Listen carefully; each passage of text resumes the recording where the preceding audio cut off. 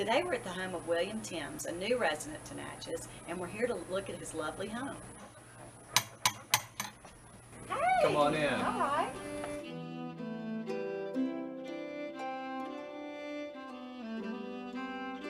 Today William is going to share his home in Natchez with us. All right. Well, I found this house, actually it caught my eye my first visit here in 2008.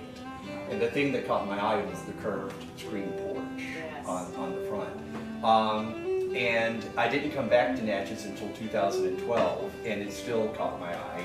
Every trip I took seemed to take me by this house. This part of the house was built in 1807. To put that in a perspective, Thomas Jefferson was the president in 1807. The Louisiana Purchase had occurred 4 years before. So this was part of the original Spanish land grant. It was the same land grant that included green leaves.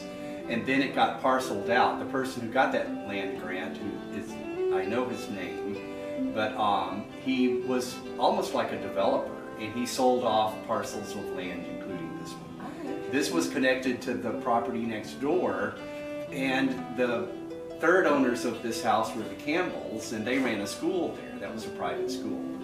And then in 1890, the Dixon family of Dixon Hardware bought this house, and it stayed in that family until I bought it 1 year ago.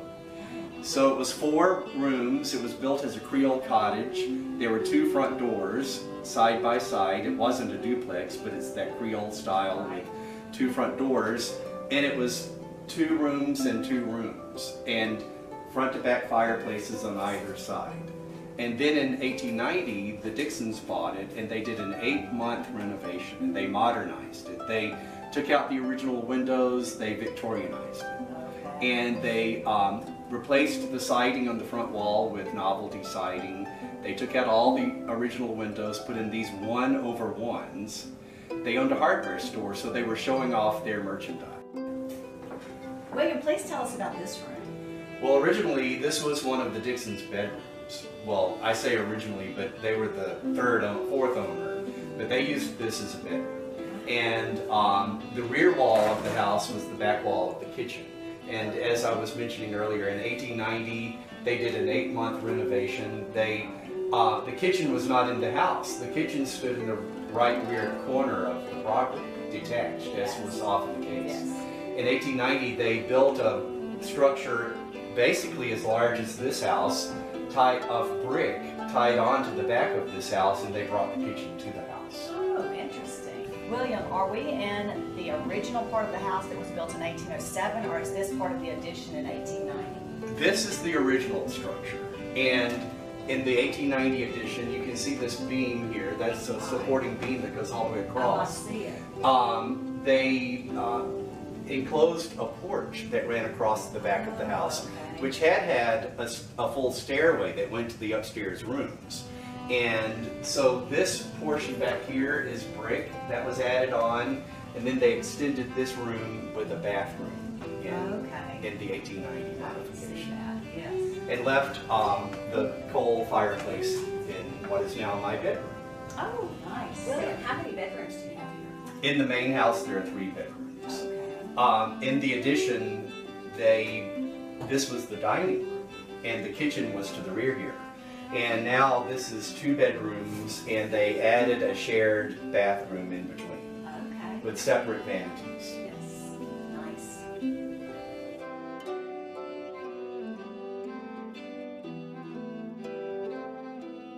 That's some really interesting art here. Can you tell us about these 2 pieces? Well, sure. This, you might guess by the subject matter, I bought in New Orleans. And it's just a big canvas. That's all it was loose canvas. I bought it on Jackson Square, and it's a Jackson Square scene. And I couldn't figure out how to display it because it's got irregular edges, and the art goes literally all the way to the edge. So it was very hard to frame. So well, it goes for Natchez too. Well, it does. I just had a big frame made, and I took upholstery tacks and I tacked it to the frame. And then this is a drawing by a good friend of mine, Chip Sloan, and the subject matter there is patterned after one of his next door neighbors, the cook, and then the lady watching the pot is patterned after one of his grandmothers. So it's just a freehand drawing that he did with pencil and charcoal, and I kind of like it. Yeah, it's a Gulf Coast theme. I moved here from Pensacola, so Gulf Coast is much a part of my life.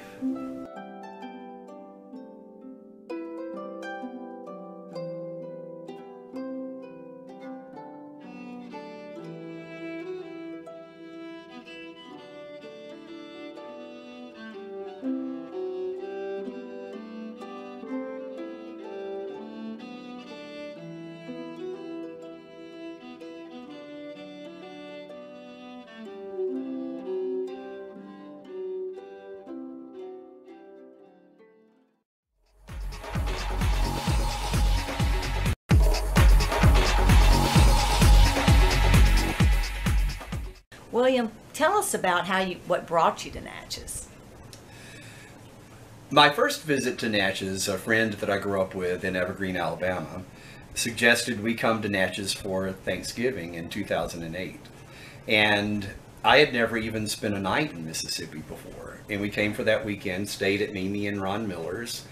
And it was a very quiet weekend. Not a lot of things were open that weekend, but it was a very pleasant visit. But I thought I'd never be back. That was going to be a one-time visit.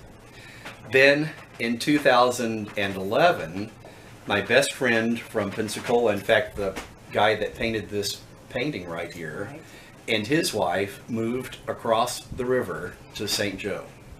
And in 2012, I came to visit and just started knocking around Natchez. That's definitely something people do when they come to visit this entire region. And I started to fall in love with Natchez. In fact, on that trip, this house caught my eye. And then I made a few repeated visits. And then in March of 2018, it was my birthday, and they asked me to come spend my birthday with them, and I did. And I almost think it was a setup, but they said they were going to come to Natchez to look at property on Monday. Would I like to come with them? And I said, sure, because I love looking at property. And we looked at a number of places, including an apartment building built in 1882 on Franklin Street, just 2 blocks away. And I had worked a long, hard career. I had worked for 40 years and was thinking about retirement, but wasn't really quite ready in a number of ways to retire. And as we looked at that building, I started doing the math on the income that that building would produce and realized this could bridge me until I was really ready to start tapping into my retirement. And I made a snap decision. In fact, 5 weeks after my first walkthrough in that building, I owned it. Wow. So here I am. What do you love about Natchez? So some of the things I like about Natchez are the architecture. I think that's our big drawing card.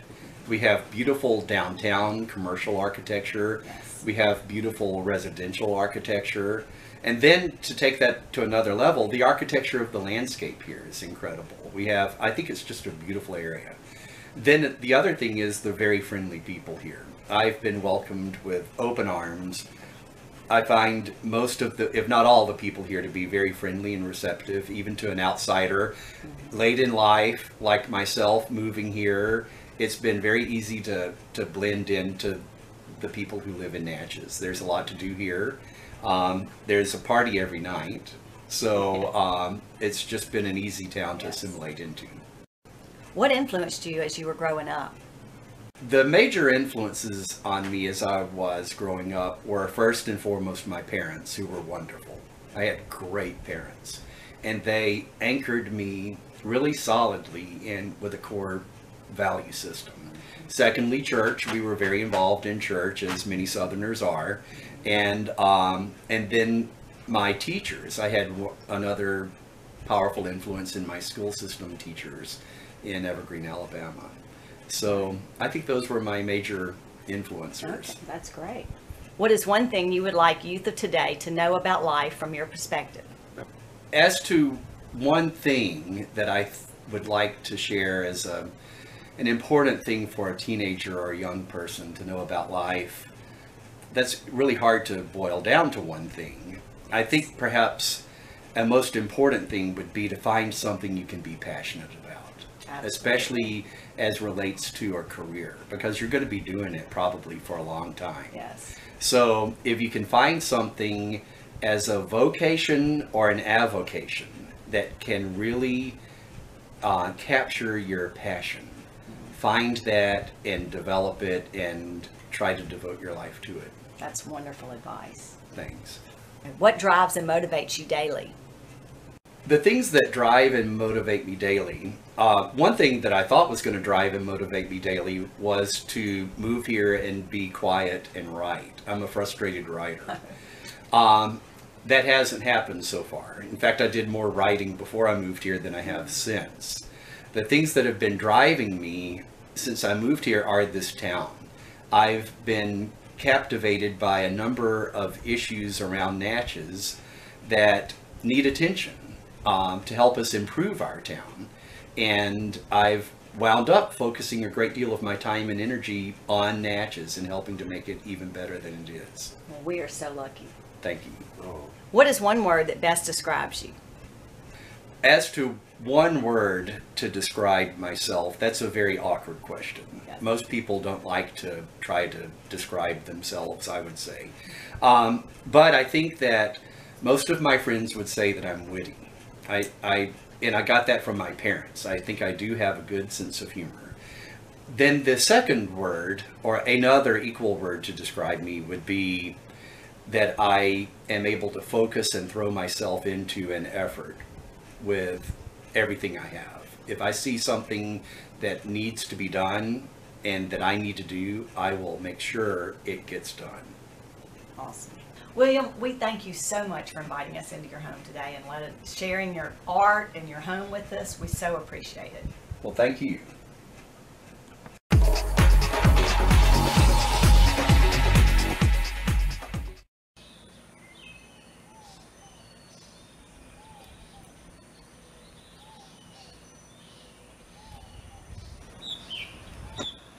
Hey everybody, this is Michael. I just want to share with you some of the beautiful greenery that is growing here in the summer in Natchez.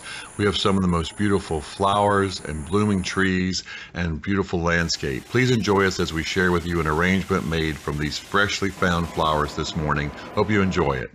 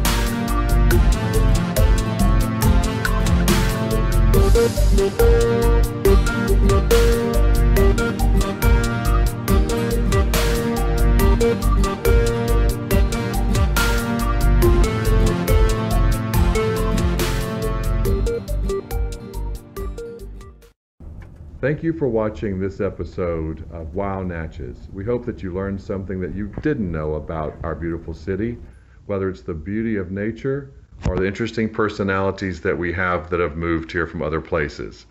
Please join us again for our next episode, and be sure to subscribe to our channel and hit our notification bell so that you're aware of our next episode. Wow Natchez, we love it.